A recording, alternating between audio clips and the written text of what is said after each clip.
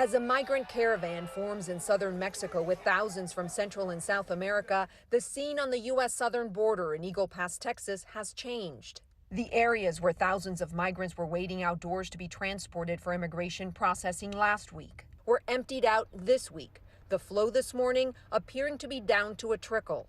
A senior Customs and Border Protection official telling CNN that while the scene in Eagle Pass has improved, the agency is not out of the woods yet. CBP still grappling with elevated numbers of migrant encounters on the U.S. southern border. More than 11,000 migrants are waiting in shelters in northern Mexico, 3,800 in Tijuana, 3,200 in Reynosa, 4,000 in Matamoros, many hoping to enter legally, but some opting to cross illegally, say community leaders.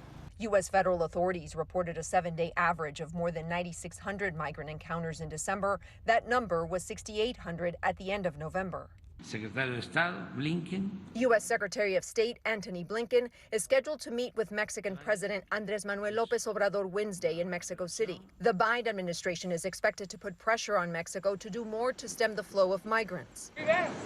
To deal with the flow, CBP has temporarily suspended operations at several ports of entry in several states to reassign personnel to process migrants. This, as CNN learns from a CBP official, that the surge is in part driven by pseudo-legitimate travel agencies abroad that promise trips to the U.S. but instead connect travelers to smugglers south of the border. That might explain this recent scene in Arizona. I work for CNN, and I'm wondering where you're from. What country you're from? Senegal. Senegal, everybody from Senegal. Smugglers are dropping off 500 to 1,000 migrants in remote areas of Arizona, the official said, creating a logistical nightmare for Border Patrol agents who have to find ways to transport them for immigration processing. For the volunteers who distribute water to migrants in the desert, it's the children who get them every time. It's heartbreaking when you see the little children.